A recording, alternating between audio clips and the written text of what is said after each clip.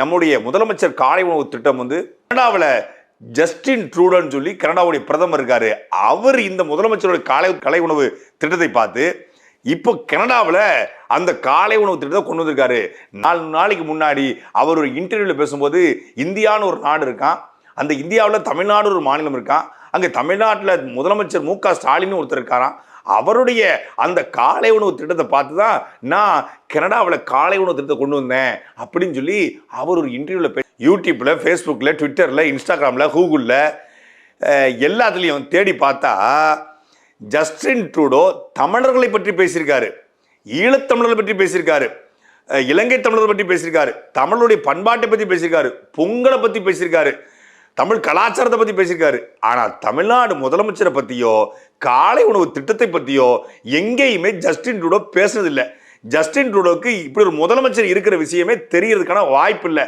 அவர் எங்க, நீங்க எங்க? இந்த முதலமைச்சருடைய காலை உணவு திட்டம் என்பது கர்ம வீரர் எங்களுடைய தாத்தா கிங் மேக்கர் காமராஜருடைய கனவு திட்டம்.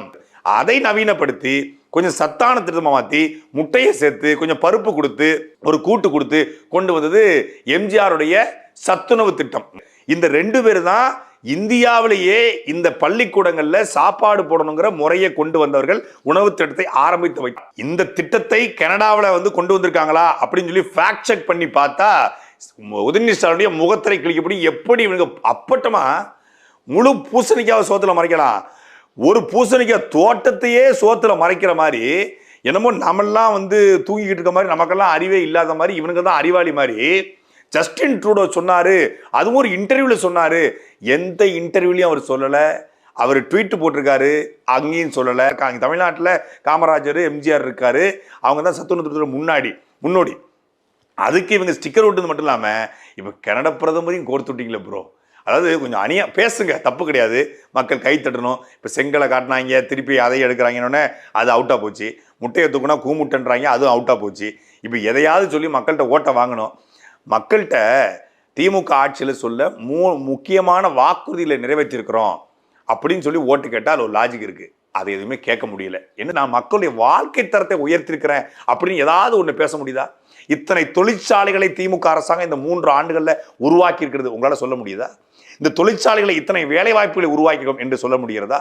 இந்த வேலை வாய்ப்புகளை இவ்வளவு சம்பளம் கொடுத்துருக்கிறோம், அதனால அவன் வாழ்க்கை தரம் உயர்ந்துக்கிறது, பொருளாதார தண்ணீர் அடைஞ்சிருக்காங்க, தமிழர்களுடைய வசதி கூடி இருக்கிறது, ஒவ்வொரு தனி மனிதனுடைய வருமானம் கூடியிருக்கிறது. ஆட்சிக்கு வர்றதுக்கு முன்னாடி திமுக சொன்னது, நாங்கள் ஆட்சிக்கு வந்தால் ஒவ்வொரு தனி மனிதனுடைய வருமானத்தை உயர்த்தோம் என்று. அதை சொல்லி உங்களால் வாக்கு முடிகிறதா? இல்லை. திமுக ஆட்சிக்கு வந்தால் அதிக விவசாய நிலங்களை உருவாக்குவோம், 11 லட்சம் ஹெக்டேர் விவசாய நிலங்களை உருவாக்குவோம் என்று சொன்னது. அந்த விவசாய நிலங்கள்ல விவசாயம் செய்ய வைத்து இத்தனை விவசாயிகளை உருவாக்கி இருக்கிறோம். சிறு குறு வணிகர்களுக்கான கடன்களை தள்ளுபடி செய்வோம்னு சொல்லிச்சு, செஞ்சுதா? விவசாயிகளுக்கான கடன்களை தள்ளுபடி சொல்லிச்சு, செஞ்சிருக்கிறதா?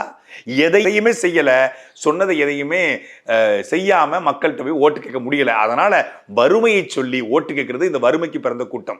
தமிழர்களை படிக்க வைக்க இத்தனாயிரம் புதிய பள்ளிக்கூடங்களை கட்டியிருக்கிறோம், அதுல இத்தனை ஆசிரிய பெருமக்களை வேலை கொடுத்துருக்கிறோம், இவ்வளவு புதிய மாணவர்கள் சேர்ந்திருக்காங்க, இதனால் தமிழ் வளர்ந்திருக்கிறது, தமிழ் வழி பள்ளிக்கூடத்துல மாணவர்கள் சேர்ந்திருக்காங்க அப்படின்னு திமுக இந்த தேர்தலில் இந்த 3 ஆண்டு காலத்தில் செஞ்சிருக்கோம் என்று வாக்கு முடிகிறதா? இல்லை.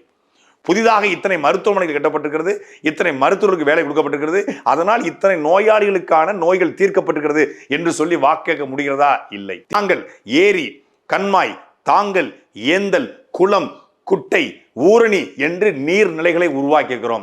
இத்தனை ஆயிரம் ஏரிகளை தூர்வாரி இருக்கிறோம், இத்தனை புதிய குளங்களை, நீர்வழி தடங்களை, நீர் தாரைகளை உருவாக்கி இருக்கிறோம். ஆற்றுக்கு பக்கத்தில் இருக்கக்கூடிய கருவேல மரங்களை அகற்றி ஆற்றை தூய்மைப்படுத்துகிறோம். செத்துப்போன ஆறுகளாக இருக்கக்கூடிய நொய்யல் ஆறு, வைகை ஆறு, தாமிரபரணி ஆறு, இந்த ஆற்றை புதுப்பித்திருக்கிறோம். ஆற்றுக்குள் கலக்கப்படுகிற சாக்கடைகளை தடுத்திருக்கிறோம், ஆற்றுக்குள் கலக்கிற கழிவுகளை தடுத்திருக்கிறோம், சாய கழிவுகளை, தோல் பதினும் தொழிற்சாலைகளின் கழிவுகளை தடுத்து ஆற்றை காப்பாற்றிருக்கிறோம் என்று திமுகவால் பேச முடிகிறதா, சொல்ல முடிகிறதா என்றால் இல்லை. திமுகவுடைய தேர்தல் வாக்குறுதி, தமிழ்நாட்டிலுடைய 6.5 கோடி வாக்காளர்களும் www.dmk.in அப்படிங்கிற இணைய பக்கத்தில் இருக்கக்கூடிய இந்த தேர்தல் வாக்குறுதியை படிச்சுட்டு நீங்க யாருக்கு ஓட்டு போடணுங்கிறத முடிவு செய்யுங்க.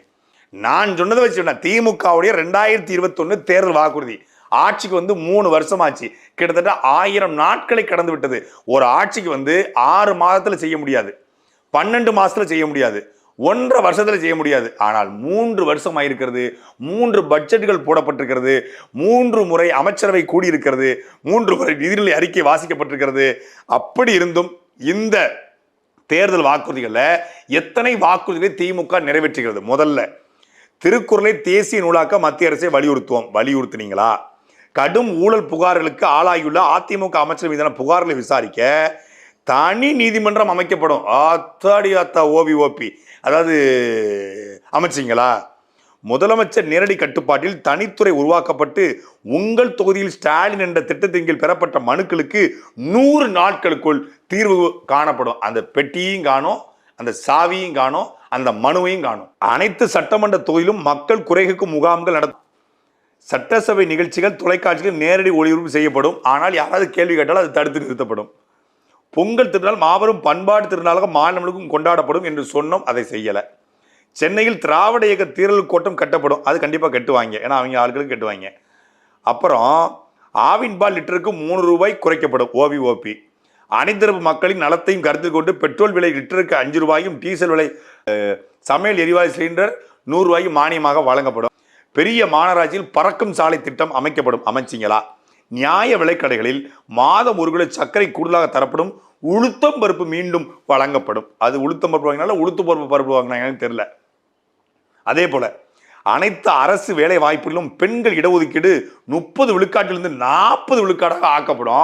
அப்படியே அறுத்து கிழிச்சிருவாங்க. சட்டமன்றத்தில் இவங்க கட்சியில் போட்டியிடுற வேட்பாளர்களுக்கே பெண்களுக்கு வாய்ப்பு கொடுக்க வக்கில்ல. இல்லை 40 விழுக்காடு வேலை வாக்கில் கொடுத்து அறுக்க மாட்டாங்க. கையில் 58 பன்னர் வாழங்கிற மாதிரி இருக்கு இந்த கதை. பெண்களுக்கு எதிரான சைபர் குற்றங்களை களைய சைபர் காவல் நிலையங்கள் உருவாக்கப்படும். இது முக்கியமான பாயிண்ட். பெண்களுக்கு எதிரான சைபர் குற்றங்களை தடுக்க சைபர் காவல் நிலையம் உருவாக்கப்படும். அந்த சைபர் குற்றங்களை உருவாக்குறது யாரு தெரியுமில்ல? திமுக கட்சிக்காரன்.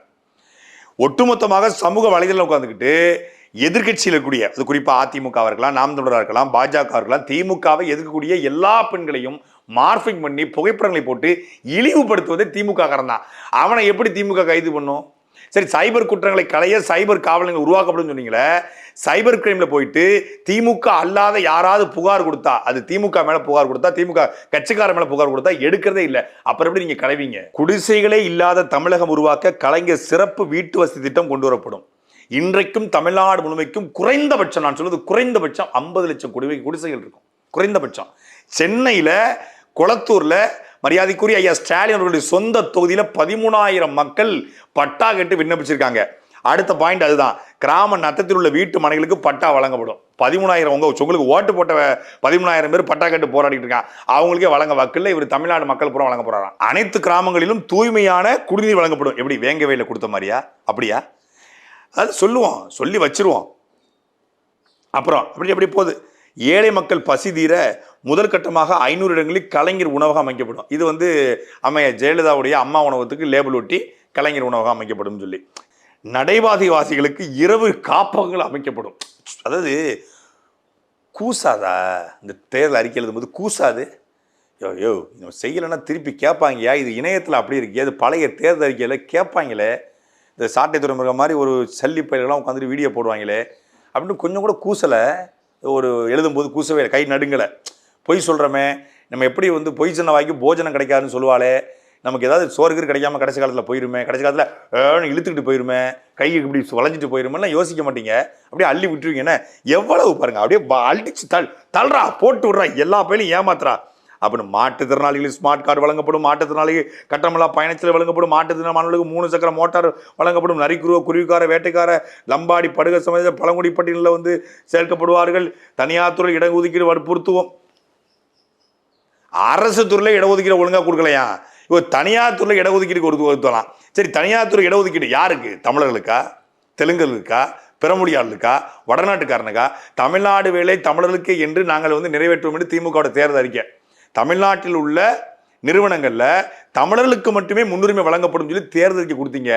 இன்னைக்கும் செய்யாறு மட்டும் கிடையாது, தமிழ்நாடு முழுமைக்குரிய சிப்காட்டுகள்ல தனியார் நிறுவனங்கள்ல பிறமொழியாளர் தான் முன்னுரிமை வழங்கப்படுகிறது. குறிப்பா ஈரோடு பக்கத்துல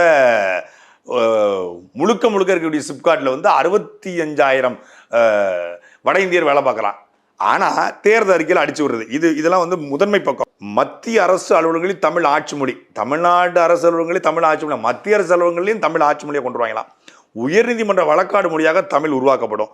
தமிழ் வளர்ச்சிக்காக நாங்கள் பார்த்தீங்கன்னா அப்படி செய்வோம் பாங்க. அதே மாதிரி அனைத்து அரசு அலுவலகங்களும் தமிழ் மொழி பிரிவு உருவாக்குனீங்களா? ஈழத்தமிழர் நல்வாழ்வுன்னு போட்டு தாயகம் திரும்பிய ஈழத்தமிழர்களுக்கு குடியுரிமை வழங்க முயற்சிப்போம். முயற்சிக்கிட்டே இருக்காங்க 3 வருஷமா. அப்புறம் மிக முக்கியமா நிர்வாக சீர்திருத்தம், லோக் ஆயுக்தா செயல்பட வைத்தல். அதாவது பொதுமக்களுக்கு அரசிலிருந்து கிடைக்க வேண்டிய சாதி சான்றிதழ், பிறப்பு சான்றிதழ், வருவாய் சான்றிதழ், இருப்பிடச் சான்றிதழ், ஓய்வூதிய பலன்கள், பொது விநியோக திட்ட பலன்கள் உள்ளிட்டவற்றை விண்ணப்பித்தன் குறிப்பிட்ட நகல் இவற்றை பெறுவதை உறுதி செய்யும் வகையில் சேவை உரிமை சட்டம் இயற்றப்படும். இது அத்தனைக்கும் காசு வாங்குறான். இதை தடுப்போம்னு சொன்ன திமுக தடுத்திருக்கிறதா? விஏஓ தலையாரி தொடங்கி இன்னைக்கு தாசில்தார் ஆரம்பிச்சு கலெக்டர் அலுவலகம் வரைக்கும் எல்லாம் காசு. இதே நாங்குநேரியில திமுகவுடைய ஒன்றிய செயலாளர் ஆரோக்கிய எட்வின் வேலை வாங்கி தருவதாக திமுக கட்சிக்காரனையே லஞ்சம் வாங்கி ஏமாத்திருக்காரு. இதை வெளிக்கொண்டு வந்தோம். அவங்க புகாரா கொடுத்தும் கூட ஏற்றுக்கொள்ள தமிழ்நாடு முழுமைக்கும் ரேஷன் கடையில் எடை பார்ப்பவர்கள், அப்புறம் சத்துணவு ஆயாக்கள், அதே போல வந்து தலையாரி வேலைக்கு திமுகவுடைய ஒன்றிய செயலாளரும் மாவட்ட செயலாளரும் சட்டமன்ற உறுப்பினரும் 2 to 8 லட்சம் ரூபாய் வரைக்கும் தமிழ்நாடு முழுமைக்கும் இந்த 3 ஆண்டுகள் லஞ்சம் வாங்கியிருக்காங்க. இந்த லட்சணத்துல இவர்கள் அதிமுக அமைச்சர் மீதான ஊழல் பட்டியலை விசாரிக்க போறாங்களாம். அதுதான் ஊழலற்ற நேர்மையான நிர்வாகமா? ஐயோப்போ! தமிழ்நாடு முழுமைக்கும் பத்திரப்பதிவு துறையில் ஒரு ஏக்கருக்கு 2 லட்சம் ரூபாய் கொடுத்தாதான் பத்திரமே பதிவு செய்ய முடியும் என்கிற நிலை இருக்கிற ஊழலற்ற நேர்மையான நிர்வாகத்தை உருவாக்க போறாராம். நேரடியாக லஞ்சம் வாங்கிக்கிட்டு. முன்னாள் முதலமைச்சர் அம்மையார் ஜெயலலிதாவின் மர்ம மரணம் குறித்து விசாரணை ஆணையம் அமைக்கப்படும். ஏதாவது செஞ்சல? ஏதாவது நடந்துச்சா? கைது செய்யப்பட்டாங்களா? யாராவது சிறைப்படுத்தப்பட்டிருக்காங்களா? வழக்கு ஏதாவது பதிவு செஞ்சிங்களா? சரி, ஜெயலலிதாவுடைய மரணம் வேண்டாம். கொடநாடுல கிட்டத்தட்ட 5 பேர் கொலை செய்யப்பட்டாங்களே. நீங்க கொடநாடு கொலை வழக்குக்கு நான் ஆட்சிக்கு வந்தால் தீர்வு காண்பேன், எடப்பாடி பழனிசாமி மீது வழக்கு தொடுப்பேன்னு சொன்னீங்களே, ஏன் ஒரு வழக்கு கூட தொடுக்கல? 5 பேர் அவனே கழுத்தறுத்து செத்து போனானா? இவங்க சொன்னதிலே பெரிய பொய் என்ன தெரியுமில்ல? இந்த பொய் தான். தமிழ்நாட்டின் கடன் சுமையை குறைப்போம். தமிழ்நாட்டில் பிறக்கும் ஒவ்வொரு குழந்தையும் 1.25 லட்சம் ரூபாய் கடனோடு பிறக்கிறது. அதை சரி செய்ய சரியான நடவடிக்கை அரசு பரிந்துரைப்பிற்கு ஒரு உயர்நிலை குழு அமைக்கப்படும். எங்க அண்ணன் சீமானன் சொல்லுவாங்க, டேய் இந்த புழு கூட அரைஞ்சி நகரம்டா, ஆனா திமுக போட்ட குழு இருக்குல்ல அது அங்கேயே கிடக்கலாம். அப்படிப்பட்ட குழு தான் இந்த குழு. நான் படிச்சிருக்கிறது வெறும் 35 தான். இது மாதிரி விவசாய நலன், சிறு குறு விவசாயிகள் கடன் தள்ளுபடி, அனைத்து உணவுப் பொருளுக்கும் குறைந்தபட்ச ஆதார விலை, 100 நாள் வேலை திட்டம் 150 நாள் அழைக்கப்படும். ஏழை விவசாயிகளுக்கு மின் மோட்டார் வாங்க மானியம், வேளாண் மகளிருக்கு மானியம், அப்புறம் மரபணு மாட்டு தொழில்நுட்புக்கு அனுமதி மறுப்பு, கிருஷ்ணகிரியில் தோட்ட பல்கலைக்கழகம் பனைவெள்ள உற்பத்திக்கு ஊக்கத்திட்டம் அள்ளி விட்டுருக்காங்க. 523 வாக்குறுதி. இந்த 523 வாக்குறுதியில் கருணாநிதிக்கு சமாதி அமைச்சதை விட தவிர்த்துட்டு, கருணாநிதிக்கு நூலகம் அமைச்சதை தவிர்த்துட்டு, கிளாம்பாக்கம் பேருந்து நிலையம் கட்டப்பட்டதை தவிர்த்துட்டு வேற ஏதாவது உருப்படியாக பண்ணியிருக்கீங்களான்னு சொல்லுங்க. நம்ம எப்படி இந்த 400 ரூபாயில நான் நல்லா வாழ்ந்து நல்லா சாப்பிடலாம் வாழ்க்கை முழுக்க அப்படின்னு சொல்லும்போது ஏமாந்து போய் அந்த மக்கள் நின்னாங்களோ, 400 ரூபாயில எப்படி சாப்பிட முடியும்? ஒரு நாள் சாப்பிட்றதுக்கு 300 ரூபா தேவைப்படுது. வாழ்க்கை முழுக்க அப்படி 400 ரூபா சாப்பிட முடியும். அவன் போய் சொல்கிறான், ஃப்ராடு பைய, திருட்டு பைய அப்படின்னு மக்கள் யோசிக்காமல் போய் அங்கே நிற்கிறது தப்போ, அதே மாதிரி திமுக தேர்தல் வாக்குறுதிகளை அப்படியே கேட்கறதும் தப்பு. ஒன்றும் சொல்கிறதுக்கு இல்லை, மக்களுக்கு தெரியாததான் நமக்கு தெரியுது. எல்லாம் மக்களுக்கு தெரியும். ஏப்ரல் 1ஆம் தேதி நம்ம ஏமாந்தோம்னா அன்னைக்கு ஒரு நாள் தான் முட்டாளு. ஏப்ரல் 19ஆம் தேதி ஏமாந்தா நம்ம 5 வருஷத்துக்கு முட்டாளு.